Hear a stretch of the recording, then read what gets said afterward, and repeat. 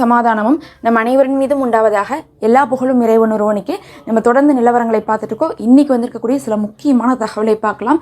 நிறைய புதுசாக ட்ரம்ப் அறிவிப்புகளை கொடுத்துக்கிட்டே இருக்காரு. மறுபக்கம் பார்த்தோம்னா ஏமன் ஆகட்டும், ஈரான் ஆகட்டும், லெபனான் ஆகட்டும், 3 பேருமே கைகோர்த்து அவர்கள் ஒரு அறிவிப்பை கொடுத்துருக்காங்க. நிலைமை வேற விதமாக போயிட்டு இருக்கு. வருகிற சனிக்கிழமை, அதாவது இன்னொரு ஒரு நாள் கழிச்சு பார்த்தீங்கன்னா போரே ஆரம்பிச்சிரும் மறுபடியும் காசால அப்படிங்கிற அளவுக்கு ஆய்வாளர்கள் எல்லாமே கருத்து சொல்றாங்க. ஏன்னா சனிக்கிழமை என்ன நடக்க போகுதுன்னு பாருங்க அப்படின்னு தான் தொடர்ந்து நெத்தனியாகவும் அதுக்கப்புறம் ட்ரம்ப்பும் அறிவிப்பு கொடுத்துட்டு இருக்காங்க. சனிக்கிழமை நீங்க பிணை கைதிகளை மாற்றேன்னு சொல்லியிருந்தீங்க, மாத்தல அப்படின்னா கண்டிப்பா போர் ஆரம்பிக்க போது, அதுவும் ஒரு பெரிய தாக்குதலை பண்ண போறோம்னு வேற எச்சரிக்கையை கொடுத்துட்டு இருக்காங்க. ஏன் இவங்க பிணை கைதிகள் மாற்ற மாட்டேங்கிறாங்கன்னா அங்க ஒண்ணுமே உள்ள பேசினபடி நிபந்தனைகளை ஃபாலோ பண்றது இல்லை. இஸ்ரேல் தொடர்ந்து பொதுமக்களை சுட்டுட்டு இருக்காங்க. வடக்குக்குள்ள மக்களை விட மாட்டேங்கிறாங்க, ட்ரக்குகளை கொடுக்க மாட்டேங்கிறாங்க. அப்புறம் எதுக்கு நம்ம பிணை கைதிகளை மட்டும் கொடுக்கணும் அப்படின்னு சொல்லிட்டு தான் என்ன பண்ணிட்டாங்க, போற பிணை கைதிகள் பரிமாற்றத்தை இப்போதைக்கு காசாவுடைய போராளிக்குள்ள நிறுத்தியிருக்காங்க. அதனால என்ன சொல்லிட்டு இருக்காங்க, ட்ரம்ப் சனிக்கிழமை நீங்க அடுத்த பேட்ச் வெளியிடணும், விடாட்டினா என்ன வேணா நடக்கும்னு இருக்காங்க. இது ரொம்பவே ஒரு மோசமான தாக்குதலாக இருக்கும்னு சொல்லிட்டு ஆய்வாளர்கள்லாம் சொல்லிட்டு இருக்காங்க. நமக்கு தெரிஞ்சு இப்போதைக்கு பதில் படி பார்க்கும்போது பிணை கைதிகளை சனிக்கிழமை விடுறதுக்கான எந்த ஒரு பேச்சுவார்த்தையும் இல்லாமல் இருந்துட்டு இருக்கு. ஆனால் சனிக்கிழமை பிணை கைதிகள் வரலைன்னா காசால போர் மட்டும் தொடங்கும் அப்படிங்கிறது தெரியுது. பொறுத்திருந்து பார்க்கலாம். அதுக்கு முன்னாடி ரொம்ப முக்கியமாக இன்னைக்கு தேவையில்லாத ஒரு வேலையை ஜோர்டானுடைய மன்னன் அப்துல்லா செய்திருக்காருன்னு சொன்னோம். ஏன்னா இன்னைக்கு எல்லாருமே இப்போ ஒரு 3 நாளாவே பார்த்துருந்தா தெரியும், வாயே பேசாத சவுதி கூட வாய் பேச ஆரம்பிச்சிருக்காங்கன்னு தான் சொல்லணும். காசா விஷயத்துல எட்டி கூட பார்க்க மாட்டாங்க.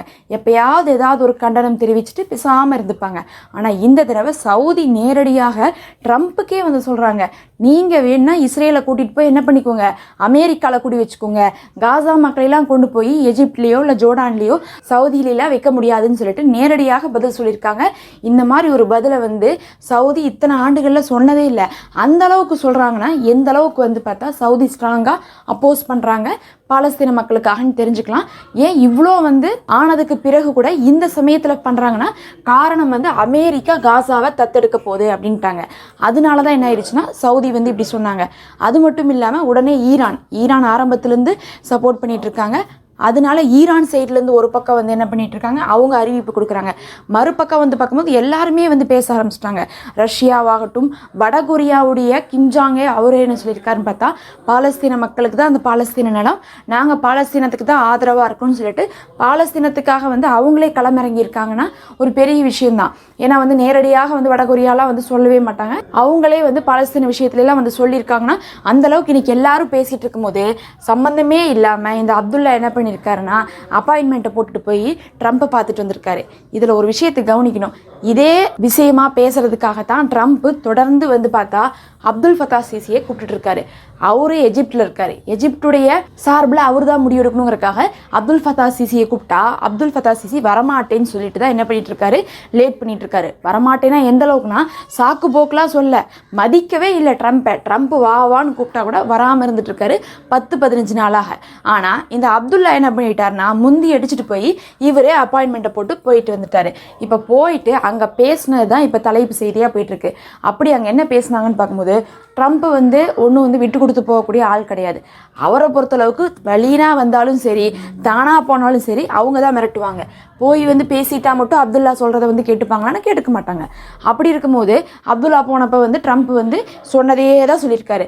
நான் என்ன பண்ண போறேன், ஒட்டுமொத்த காசாவையும் அமெரிக்கா தத்தெடுக்கும், அதை நாங்கள் என்ன பண்ணுவோம், ஃபிளாட் போட்டு வித்துருவோம், அதை என்ன பண்ணிட்டோம், அரபு நாடுகள்லாம் என்ன பண்ணுங்க, இன்வெஸ்ட் பண்ணி பிசினஸ் பண்ணுங்க, அதை நான் டூரிஸ்ட் பிளேஸா மாற்ற போறேன், அப்படி பண்றேன் இப்படி பண்றேன்னு சொல்லிட்டு ட்ரம்ப் சுத்தமா திரும்ப திரும்ப அதவே தான் பேசிட்டு இருந்திருக்காரு.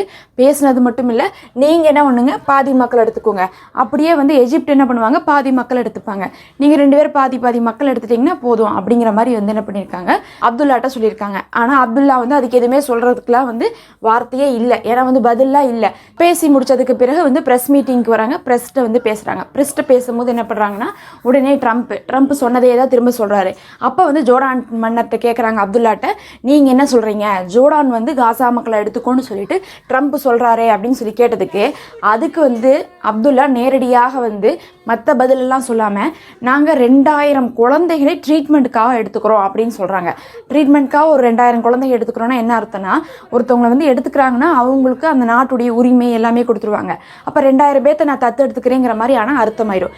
இந்த விஷயத்த சொல்லியிருக்கவே கூடாது, ஆனால் அதை வந்து சொல்கிறாரு. ட்ரீட்மெண்ட்டுக்காக எடுக்கிறேன்னு சொல்லிட்டு இவங்கள்ட்ட சொல்லக்கூடாது. பொதுவாக ட்ரீட்மெண்ட் வந்து எல்லா நாடுகளுமே கொடுப்பாங்க.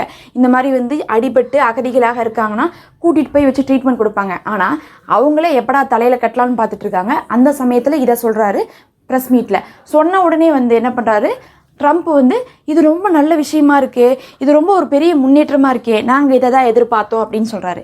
அதாவது ஜோர்டான் மன்னன் வந்து நேரடியாக மக்களை எடுத்துக்க மாட்டோம், ட்ரீட்மெண்ட் வேணால் கொடுக்குற ஒரு 2000 பேருக்குன்னு சொல்லி எஸ்கேப் ஆகலான்னு பார்த்தா அந்த வார்த்தையை எடுத்துகிட்டு ட்ரம்ப் என்ன பண்ணுறாரு, பரவாயில்லையே இது எங்களுக்கு லாபம் தானே அப்படிங்கிறாரு. அப்படின்னா என்ன அர்த்தம்னா, நீங்கள் 2000 பேர்த்து எடுத்தால் 2000 பேர்த்துக்கு என்ன பண்ணுவீங்க, குடியுரிமையை கொடுத்து அங்கேயே வச்சுப்பீங்க, அதை தான் நாங்களும் எதிர்பார்க்குறோம் அப்படிங்கிற மாதிரி என்ன பண்ணுறாரு.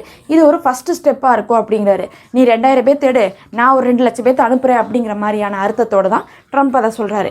ரெண்டாவதாக ஒரு கேள்வி கேட்குறாங்க ப்ரெஸ்ஸு. அதுக்கு வந்து என்ன பண்ணுறாருன்னா, ஜோர்டானுடைய மன்னன் நேரடியாக எதுக்கும் பதில் சொல்கிறதில்ல.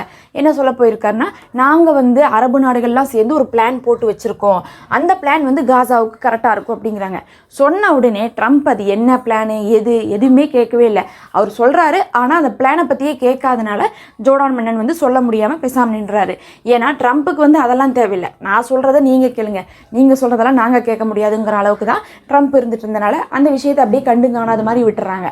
அதுக்கப்புறம் மூணாவது மறுபடியும் கேட்குறாங்க அங்கே இருக்கக்கூடிய ப்ரெஸ், நீங்கள் வந்து மக்களை எடுத்துப்பீங்களா அப்படின்னு சொல்லிட்டு கேட்டால் அதுக்கு என்ன சொல்கிறாருன்னா, சம்மந்தமே இல்லாமல் காசா மக்களை பற்றி பேசிகிட்டு இருக்கும்போது ஜோர்டானில் இருக்கக்கூடிய மக்களுக்கு எது நல்லதோ அதை நாங்கள் செய்வோம் அப்படின்னு சொல்கிறாரு.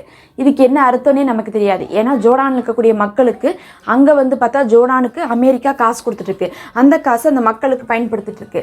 அந்த நேரத்தில் மக்களுக்கு நல்லது செய்வோம் ஜோர்டான் மக்களுக்குன்னா என்ன சொல்ல வராங்க, அமெரிக்கா கொடுக்கக்கூடிய காசை நிறுத்திடக்கூடாது, அது எங்களுக்கு வேணும், அதனால அமெரிக்கா சொல்கிறத நாங்கள் செய்வோம் அப்படிங்கிறத தான் மறைமுகமாக சொல்கிறாரா அப்படிங்கிற அளவுக்கு கேள்வி வந்துருச்சு. இப்படி தேவையே இல்லாமல் ஜோர்டானுடைய அப்துல்லா அவர்கள் நேரில் போய் ட்ரம்ப்கிட்ட பேசி புரியாத மாதிரி நிறைய பதிலை சொல்லிட்டு வந்திருக்காங்க. இதில் வந்து பேசிட்டு வந்த உடனே 1 மணி நேரத்தில் வந்து பார்க்கும்போது அங்கே ஜோர்டான்லேருந்து பிரைம் மினிஸ்டர் வந்து ஒரு அறிவிப்பு கொடுத்துருக்காரு.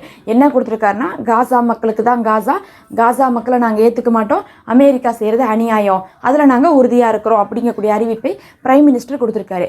இவர் வந்து மன்னராக இருக்கார், அவர் வந்து பிரைம் மினிஸ்டர். இதுலேருந்து என்ன தெரியுதுன்னா, ஜோர்டான் ஆகட்டும் எஜிப்ட் ஆகட்டும் இப்போ வந்து காசாவை யாருமே ஏற்றுக்கிறதுக்கு தயாராக இல்லை. அதே நேரத்தில் வந்து ஜோர்டானுக்கும் எஜிப்டுக்கும் கொடுக்கக்கூடிய காசை நிறுத்துறதுனால தான் என்ன பண்ணிட்டு இருக்காங்கன்னா, இப்போ வேற வழி இல்லாமல் இந்த அப்துல்லா வந்து நேரில் போய் வேற ஏதாவது சொல்லாமா, நான் சின்ன சின்ன வேலைகள்லாம் செய்கிறேன், இந்த மாதிரி ஒரு விஷயத்த செய்ய சொல்லாதீங்க அப்படிங்கிற மாதிரி என்ன பண்ணியிருக்காங்க போயிருக்காங்க. நான் ஒன்றுமே செய்ய முடியாது, நான் ஏற்றுக்கிட்டேன்னா அது எனக்கு தான் கஷ்டங்கிறத வந்து காமிச்சிக்கிறதுக்காகவே அப்துல்லா போயிருக்காரு. அதாவது அமெரிக்கா பேச்சையும் நாங்கள் கேட்குறோம், இருந்தாலும் எங்களால் இதை மட்டும் செய்ய முடியாது அப்படிங்கிறதை வந்து தெளிவுபடுத்துறதுக்காகத்தான் போயிட்டு வந்து ஐஸெல்லாம் வைக்கலான்னு பார்த்தாரு. அதெல்லாம் நடக்கலை. ட்ரம்ப்பை பொறுத்தளவுக்கு நான் சொல்கிறத நீ சொல்கிறத செய்கிறையா இல்லையாங்கிற பேச்செல்லாம் கிடையாது, செய்கிற அவ்வளோதான். அந்த நிலைமையில தான் வந்து அவர் பேசி அமுச்சு விட்ருக்காரு. இதில் பார்க்கும்போது அப்துல் ஃபத்தா சிசி வந்து தெளிவாக அந்த பக்கம் எட்டியே பார்க்கல. அந்த ஆள் கூப்பிட்டா என்ன, நான் வரமாட்டேங்கிற அளவுக்கு தான் வந்து என்ன பண்ணிட்டுருக்காரு, ஒரு காரணம் கூட சொல்லாமல் அவர் பாட்டு போகாமல் இருந்துகிட்ருக்காரு. இந்த நேரத்தில் தான் எல்லா இஸ்லாமிய நாடுகளும் முஸ்லீம் நாடுகளும் அரபு நாடுகள் எல்லாருமே சேர்ந்துருக்காங்க. எல்லாருமே காசாவை மட்டும் கையில் எடுத்துடக்கூடாது அப்படிங்கக்கூடிய ஒரு முடிவுக்கு வந்து வந்திருக்காங்க. அமெரிக்காவை விட்டுறக்கூடாதுன்னு சொல்லிட்டு இந்த நேரத்தில் எல்லாரும் சேர்ந்தால் மட்டும்தான் காசாவுக்கு என்ன கிடைக்கும், சுதந்திரம் கிடைக்கும். இந்த நேரத்தில் யாரும் வந்து என்ன பண்ணிடக்கூடாது, மாற்றி பேசிடக்கூடாது.